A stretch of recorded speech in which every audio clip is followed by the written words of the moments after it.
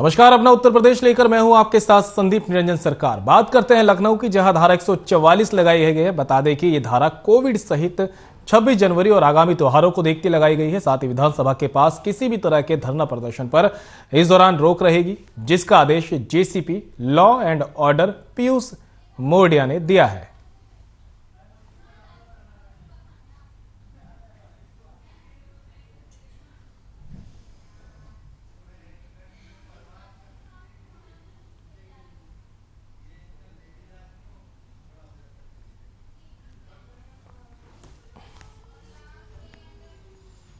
बांदा के सुहाना और हटेटी पूर्वा खदान का इलाका है, जहां पर ओवरलोड और अवैध खनन की शिकायत पर बांदा डीएम दीपा रंजन के निर्देशन में एसडीएम सुरभि शर्मा ने खनिज विभाग और परिवहन विभाग की टीम के साथ खदान पहुंचे और 15 ओवरलोडेड ट्रकों पर कार्रवाई की। वहीं खदान में मौजूद 7 बिना रॉयल्टी ट्रकों पर भी कार्रवाई की गई। खदान से बिना रॉयल्टी के ट्रक निकालने को लेकर खदान संचालक पर यह कार्रवाई के आदेश दिए गए।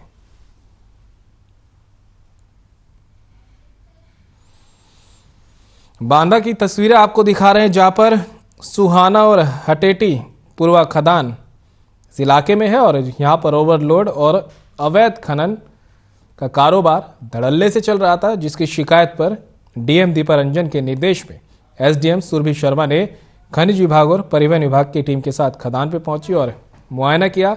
साथ ही 15 ओवरलोडेड ट्रकों पर इस दौरान कार्रवाई की गई।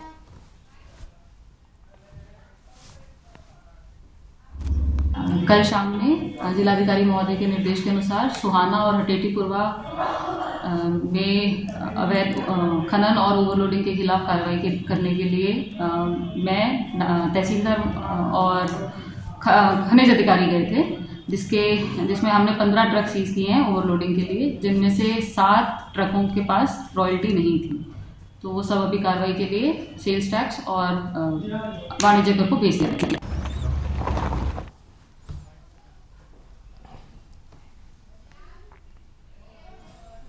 और बुलंदशहर से इस बीच एक बड़ी खबर सामने आ रही है। मिट्टी खोदते वक्त हुआ हादसा, मिट्टी की ढांग में दबी कई महिलाएं, पुलिस ने किया रेस्क्यू। 4 महिलाओं को निकाला बाहर, एक की मौके पर हुई मौत। जेसीबी से किया जा रहा रेस्क्यू। नरसेना थाना क्षेत्र के गजरौला का मामला। तो बुलंदशहर से इस वक्त की बड़ी खबर से आपको रूबरू करा रहे हैं, जहां पर मिट्टी खोदते वक्त हादसा हुआ है। मिट्टी की ढांग में दबी कई महिलाएं, पुलिस ने किया रेस्क्यू। 4 महिलाओं को निकाला बाहर, जबकि एक महिला की मौत हो गई है। जेसीबी से रेस्क्यू किया गया और नरसेना थाना क्षेत्र के गजरौला का यह मामला बताया जा रहा है। बुलंदशहर के नरसेना थाना क्षेत्र के गजरौला की खबर आपको बता रहे हैं। मिट्टी खोदते वक्त यहां पर एक हादसा हो गया। मिट्टी की ढांग में कई महिलाएं दब गई, पुलिस ने इनका रेस्क्यू किया। 4 महिलाओं को बाहर निकाल लिया गया, जबकि एक महिला की मौत हो गई। नरसेना थाना क्षेत्र के गजरौला का यह पूरा मामला बताया जा रहा है।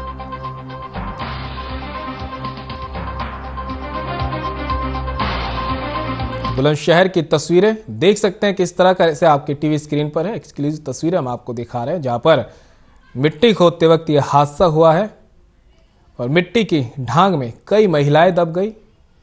पुलिस को सूचना दी गई, जिसके बाद पुलिस मौके पर पहुंची और जेसीबी से खुदाई की गई। साथ ही 4 महिलाओं को निकाला गया और एक महिला की यहां पर मौत की खबर भी सामने आई है। नरसेना थाना क्षेत्र के गजरौला की तस्वीरें हम आपको दिखा रहे हैं।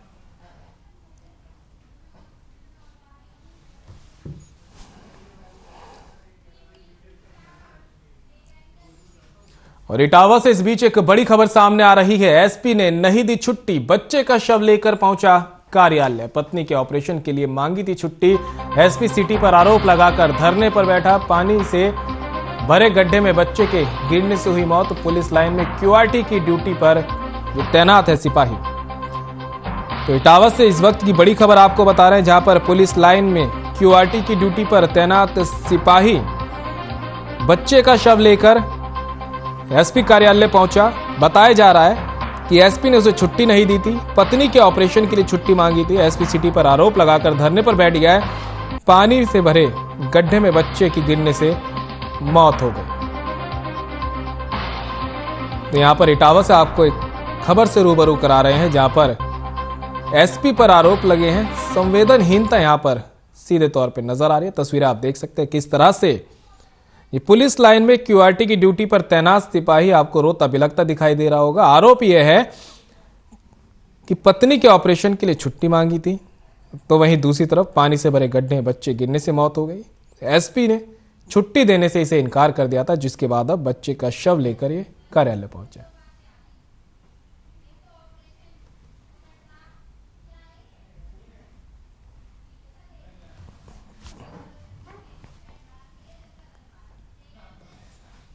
कन्नौज से इस बीच एक बड़ी खबर सामने आ रही है। मंत्री असीम अरुण ने लगाया जनता दरबार। कलेक्ट्रेट रोड स्थित कार्यालय में लगाया जनता दरबार। फरियादियों की समस्याओं का हुआ त्वरित समाधान। मंत्री के साथ विभिन्न विभागों के अफसर रहे मौजूद। पुलिस पर दिया था अखिलेश यादव ने बयान पर मंत्री ने बोलने से किया इनकार। कन्नौज से इस बीच आपको एक बड़ी खबर बता रहे हैं। मंत्री असीम अरुण ने जनता दरबार लगाया। कलेक्ट्रेट रोड स्थित कार्यालय में जनता दरबार लगाया। फरियादियों की समस्याओं का त्वरित समाधान हुआ है। मंत्री के साथ विभिन्न विभागों के अफसर मौजूद रहे। पुलिस पर दिया था अखिलेश यादव ने बयान पर मंत्री ने बोलने से किया इनकार।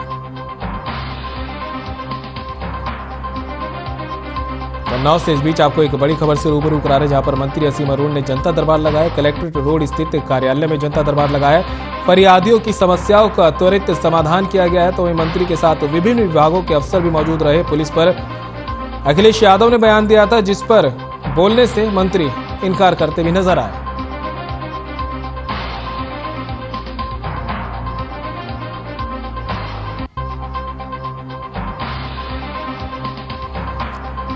कन्नौज से इस वक्त की बड़ी खबर आपको बता रहे हैं। तस्वीरें आप देख सकते हैं। असीम अरुण ने जनता दरबार लगाया। कलेक्ट्रेट रोड स्थित कार्यालय में जनता दरबार लगाया और लोगों की परेशानियों को सुना है और फरियादियों की समस्या को सुनकर त्वरित समाधान भी कराया गया है। मंत्री के साथ विभिन्न विभागों के अफसर भी मौजूद रहे और अफसरों को निर्देश दिए गए कि संबंधित समस्याएं जो भी आ रही है उनका निपटारा किया जाए। तो इस दौरान पुलिस पर अखिलेश यादव ने जो बयान दिया था, उस पर जब पूछा गया तो उन्होंने इस मामले में बोलने से मना कर दिया।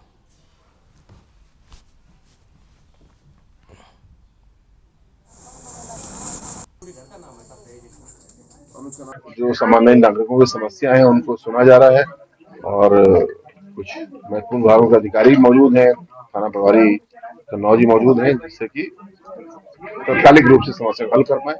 इसके बाद आज सरकार आपके द्वार कार्यक्रम है, वहाँ पे पेंशन आदि की समस्याओं को हल करते हैं।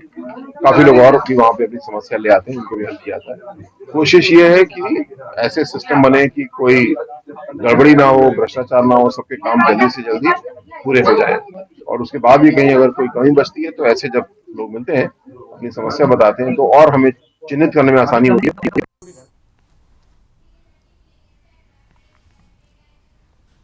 कन्नौज से एक और बड़ी खबर सामने आ रही है। मंत्री असीम अरुण ने साधा निशाना अखिलेश यादव के बयान पर पलटवार किया है। इत्र पार्क और म्यूजियम को लेकर किया पलटवार। सपा ने सभी अधूरी योजनाओं का फीता काटा। योजनाओं की कमियों को दूर कर रही है हमारी सरकार। सपा अपने ट्विटर हैंडल की भाषा चेक करे। भगवा, हरा, सफेद तीनों रंग राष्ट्र के रंग। तो आपको बड़ी खबर आप बता रहे हैं। कन्नौज से मंत्री असीम अरुण ने निशाना साधा है। अखिलेश यादव के बयान पर पलटवार किया है। इत्र पार्क और म्यूजियम को लेकर ये पलटवार किया गया है। सपा ने सभी अधूरी योजनाओं का फीता काटा, ये कहना है मंत्री असीम अरुण का। योजनाओं की कमियों को अब हमारी सरकार दूर कर रही है। साथ ही उन्होंने कहा कि सपा अपने ट्विटर हैंडल की भाषा को चेक करे। भगवा, हरा, सफेद तीनों रंग राष्ट्र के हैं। टैबलेट वितरित किए गए हैं। पीसीएम डिग्री कॉलेज में टैबलेट बांटे गए हैं और छात्रों को ये टैबलेट वितरित किए गए हैं।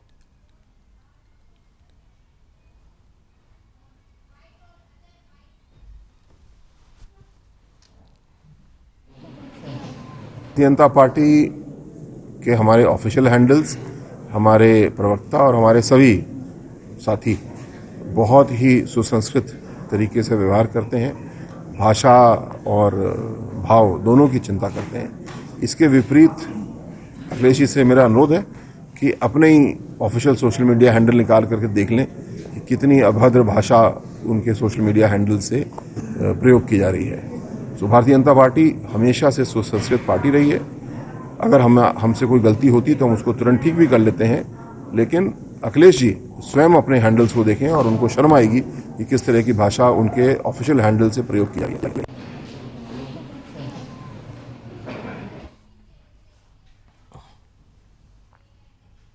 लखनऊ से इस बीच एक बड़ी खबर सामने आ रही है। मोहन भागवत के बयान पर घमासान AIMIM के राष्ट्रीय प्रवक्ता की आई प्रतिक्रिया, असीम वकार की आई प्रतिक्रिया। मुसलमान डरता नहीं है, फिक्र करता है, असीम का कहना है। और इस्लाम पूरी दुनिया में कभी खतरे में नहीं रहा, ये भी कहना है असीम का।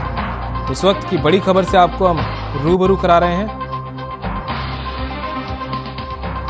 लखनऊ से मोहन भागवत के बयान पर घमासान यहां पर मचा हुआ है। AIMIM के प्रवक्ता का असीम वकार का बयान सामने आया है, प्रतिक्रिया उन्होंने दी है। कहा है कि मुसलमान डरता नहीं है, फिक्र करता है। साथ ही असीम वकार ने कहा कि इस्लाम पूरी दुनिया में कभी खतरे में नहीं रहा। लखनऊ से इस वक्त की बड़ी खबर से आपको रूबरू करा रहे हैं, जहां पर मोहन भागवत के बयान पर घमासान मच रहा है। AIMIM के राष्ट्रीय प्रवक्ता असीम वकार की अब प्रतिक्रिया सामने आई है।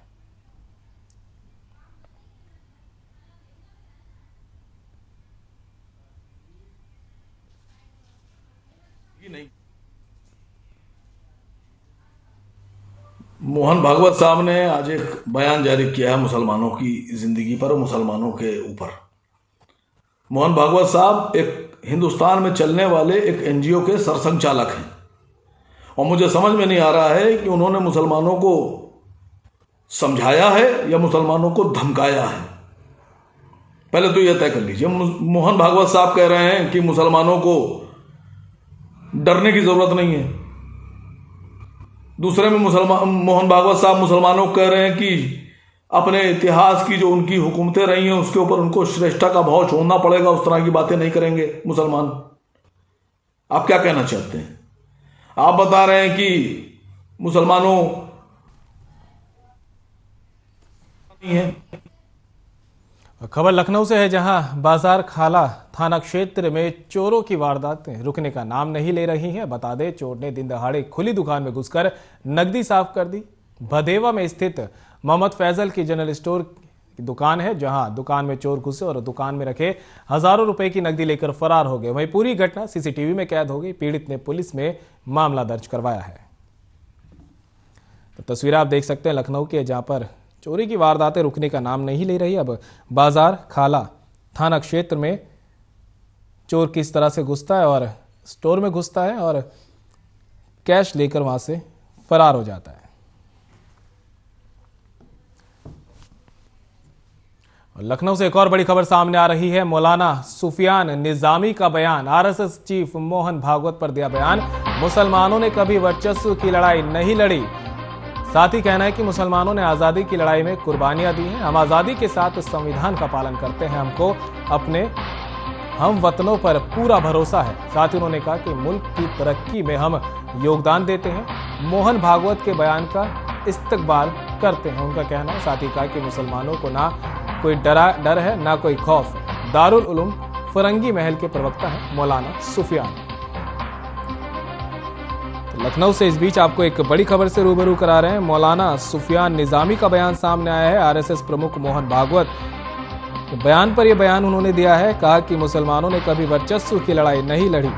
साथ ही मौलाना सुफियान निजामी ने कहा कि मुसलमानों ने आज़ादी की लड़ाई में कुर्बानी दी है। हम आज़ादी के साथ संविधान का भी पालन करते हैं। हमको अपने हमवतनों पर पूरा भरोसा है। साथ ही कहा कि मुल्क की तरक्की में हम योगदान देते हैं और मोहन भागवत के बयान का इस्तकबाल भी करते हैं, ये कहना है मौलाना सुफियान निजामी का। साथ ही उन्होंने कहा कि मुसलमानों को ना कोई डर है, ना कोई खौफ।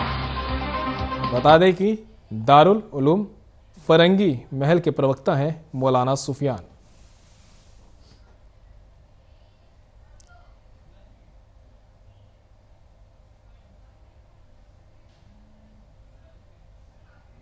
देखिए, मुसलमानों ने अपने इस अजीम शान मुल्क में कभी भी अपने वर्चस्व की लड़ाई नहीं लड़ी है, बल्कि आज़ाद हिंदुस्तान की तारीख इस बात की गवाह है कि हमने अंग्रेज़ों के खिलाफ लड़ाई में लाखों की तादाद में कुर्बानियाँ दी और जब मुल्क आज़ाद हुआ तो अपने हमवतनों पर भरोसा करके सियादत और क़ियादत के मैदान पर न सिर्फ उन पर भरोसा किया बल्कि उनकी क़ियादत में ज़िंदगी गुजारी है। लिहाजा ये बात बिल्कुल वाज़ेह तौर पर सही नहीं है कि मुसलमानों को अपने वर्चस्व की लड़ाई छोड़ देनी चाहिए। दूसरी बात यह है कि मुसलमान अपने हमवतनों के साथ रहकर किसी भी खौफ और ख़तरे को महसूस नहीं करता है।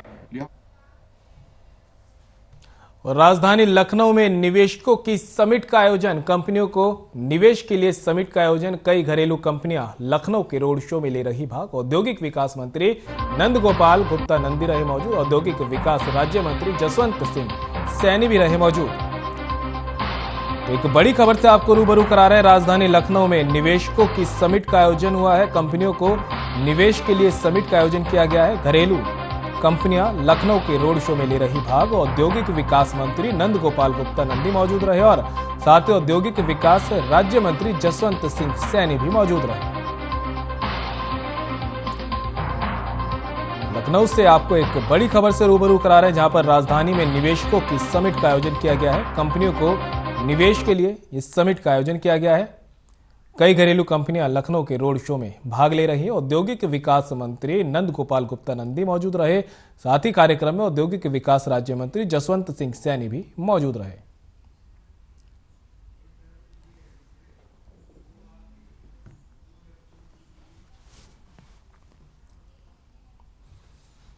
और लखनऊ से इस बीच एक बड़ी खबर सामने आ रही है। नगर निगम ने ठेकेदारों को नहीं किया भुगतान। नगर निगम में 200 करोड़ से ज्यादा का भुगतान पेंडिंग ठेकेदारों ने किया था। नगर निगम के बाहर प्रदर्शन। नगर आयुक्त ने दिया आश्वासन, 17 तारीख तक भुगतान का दिया आश्वासन। प्रदर्शन आश्वासन के बाद किया स्थगित। भुगतान न करने पर बड़े प्रदर्शन की चेतावनी। लखनऊ से इस वक्त की बड़ी खबर से आपको रूबरू करा रहे हैं। नगर निगम ने ठेकेदार को नहीं किया भुगतान। नगर निगम में 200 करोड़ से ज्यादा का भुगतान अभी पेंडिंग है। ठेकेदारों ने किया था नगर निगम के बाहर प्रदर्शन। नगर आयुक्त ने आश्वासन दिया है, 17 तारीख तक भुगतान का आश्वासन नगर आयुक्त की तरफ से ठेकेदारों को दिया गया है। प्रदर्शन आश्वासन के बाद स्थगित किया गया है। भुगतान न करने पर बड़े प्रदर्शन की चेतावनी भी यहां पर ठेकेदारों ने दी है। तो लखनऊ से इस बीच आपको एक बड़ी खबर से रूबरू करा रहे हैं। नगर निगम ने ठेकेदारों को नहीं किया भुगतान। नगर निगम ने 200 करोड़ से ज्यादा का भुगतान पेंडिंग है। ठेकेदारों ने नगर निगम के बाहर प्रदर्शन भी किया था। नगर आयुक्त ने अब आश्वासन दिया है कि 17 तारीख तक भुगतान कर दिया जाएगा। तो वहीं नगर निगम के ठेकेदारों ने फिलहाल अपना प्रदर्शन स्थगित कर दिया, लेकिन चेतावनी भी दी है कि अगर भुगतान नहीं किया गया तो बड़ा प्रदर्शन यहां पर किया जाएगा।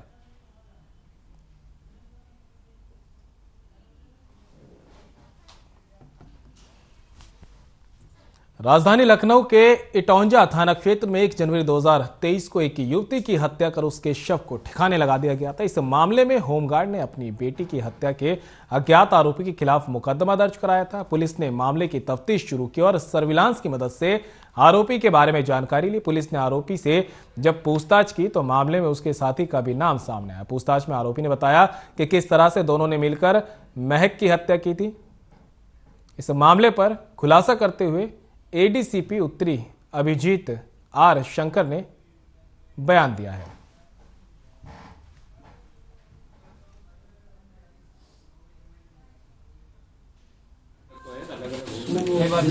1 जनवरी 2023 को सुबह गांव गणेशपुर में एक महक नाम का एक लड़की का लाश मिलता है। उसमें हम लोग 1/2023 एफआईआर रजिस्टर करते हैं 302 में और विवेचना शुरू किया। विवेचना का दौरान हम लोग टावर डंप लिया था और सीडीआर एनालिसिस किया था। तब 2-3 संदिग्ध नंबर देखा। संदिग्ध नंबर के पीछे हम लोग जब इन्वेस्टिगेट कर दिया तो हमको 2 अभियुक्त के बारे में पता चला। अभियुक्त है पवन पुत्र जय सिंह और राजबाबू पुत्र शमशेर। एक साथ रखो है अलग।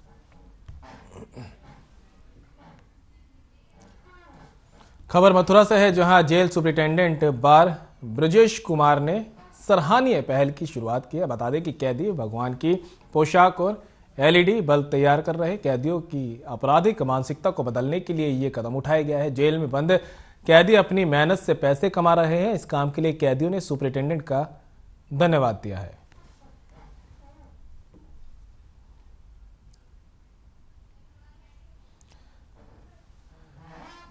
मथुरा से आपको खबर बता रहे हैं, जहां पर जेल सुपरिंटेंडेंट बार ब्रजेश कुमार ने सराहनीय पहल की शुरुआत की है और कैदी भगवान की पोशाक और एलईडी बल्ब तैयार कर रहे हैं। कैदियों की आपराधिक मानसिकता को बदलने के लिए कदम उठाया गया है ताकि वो भी जब जेल से बाहर निकले तो समाज की मुख्य धारा से जुड़ सके। तो वहीं जेल में बंद कैदी अपने लिए खुद मेहनत करके पैसा कमा रहे और इसके लिए उन्होंने सुपरिंटेंडेंट को श्रेय दिया है। लखनऊ से बड़ी खबर सामने आ रही है, 4 तस्कर गिरफ्तार। यूपी एसटीएफ ने 4 तस्करों को किया गिरफ्तार। मादक पदार्थों की तस्करी करने वाले गिरफ्तार। 70 किलो गांजे के साथ 4 तस्कर गिरफ्तार। रजनीश श्रीवास्तव, इकबाल अहमद की गिरफ्तारी। मनीष कुमार, विनोद कुमार की भी हुई गिरफ्तारी। तो लखनऊ से इस वक्त की बड़ी खबर आपको बता रहे हैं, जहां पर लगातार पुलिस जो है नशे पर नकेल कसने में लगी हुई है। इसी कड़ी में अब 4 तस्करों को एसटीएफ की टीम ने गिरफ्तार किया है। नशे की तस्करी ये लोग कर रहे थे। 70 किलो गांजे के साथ ये 4 तस्कर गिरफ्तार किए गए हैं। इनकी पहचान रजनीश श्रीवास्तव, इकबाल अहमद, मनीष कुमार और विनोद कुमार के रूप में हुई है। लखनऊ से इस वक्त की बड़ी खबर से आपको रूबरू करा रहे हैं, जहां पर एसटीएफ ने कार्रवाई करते हुए 70 किलो गांजे के साथ 4 तस्करों को गिरफ्तार किया है। इन तस्करों की पहचान रजनीश श्रीवास्तव, इकबाल अहमद, मनीष कुमार, विनोद कुमार के रूप में हुई है, जिसके बाद अब पुलिस इनसे लगातार पूछताछ कर रही है और नशे के पूरे नेक्सस की जड़ों तक जाने की यहां पुलिस कोशिश कर रही है और आगे की कार्रवाई शुरू कर दी है। तस्वीरें आप देख रहे हैं, वही 4 आरोपी हैं, तस्कर हैं जो 70 किलो गांजे के साथ पकड़े गए हैं।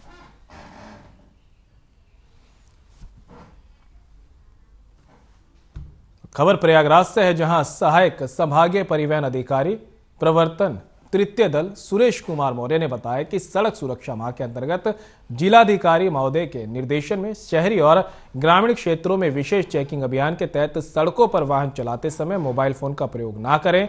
इसके लिए वाहन चालकों को जागरूक किया गया। फोन आने की स्थिति में वाहन को साइड में रोककर फोन का इस्तेमाल करें, जिससे सड़क दुर्घटनाओं को रोका जा सकता है। वाहन चलाते समय मोबाइल फोन का प्रयोग करने पर कुल 7 वाहनों का चालान कर कार्रवाई की गई, क्योंकि 9% दुर्घटनाएं वाहन चलाते समय मोबाइल फोन के प्रयोग से होती है। इसके बाद अपराह्न में ड्रंकन ड्राइव के संबंध में सिविल लाइंस बस स्टैंड चालकों की जागरूक भी किया गया। यह भी बताया गया कि सड़क दुर्घटनाओं की वजह से 6.6% दुर्घटनाएं नशे की हालत में वाहन चलाने से होती है। ड्रंकन ड्राइव के अभियोग में चालकों का ब्रीथ एनालाइजर से जांच भी की गई।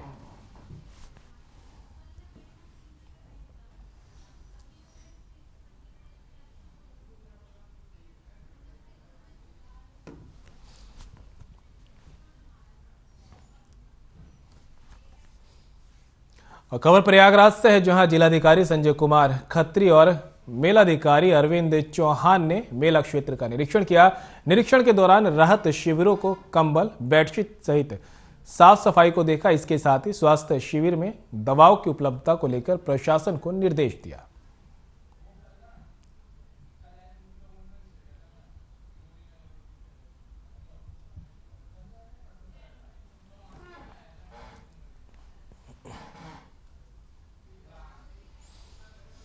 खबर रायबरेली से है, जहां शीतलहर के प्रकोप से आम जनमानस परेशान है। वहीं दूसरी ओर वह तबका जो संसाधन विहीन है, उसके बीच जाकर बीजेपी के पूर्व विधायक, पूर्व प्रत्याशी और कार्यकर्ताओं ने कंबल बांटने का काम किया है। शहर के जैतपुर क्षेत्र में बछरावा के पूर्व विधायक रहे राजाराम त्यागी और नगर पालिका चेयरमैन पद के पूर्व प्रत्याशी रहे विजय रस्तोगी ने आमजन को कंबल वितरित किए। पूर्व विधायक राजाराम त्यागी ने कहा कि बीजेपी का उद्देश्य सबका साथ, सबका विकास और सबका विश्वास है। संगठन का मूल मंत्र सेवा और संकल्प है। उसी के आधार पर चलते हुए समस्त कार्यकर्ता आम जनमानस की सेवा में लगे रहते हैं। उन्होंने कंबल वितरण को भी इसी मूल मंत्र से जोड़ते हुए बताया कि संगठन के कार्यकर्ता जो सक्षम है, वे समाज के उस वर्ग को सहारा देने का काम करते हैं जो उसके पात्र है।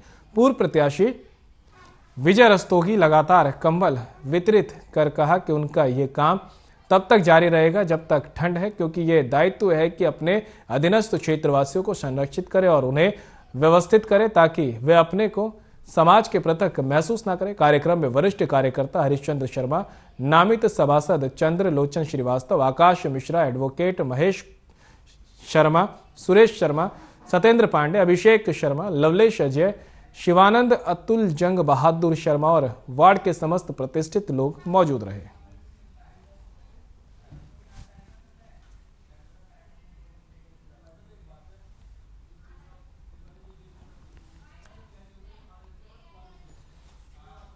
और फिलहाल बुलेटिन में मेरे साथ इतना ही। दीजिए इजाजत। नमस्कार।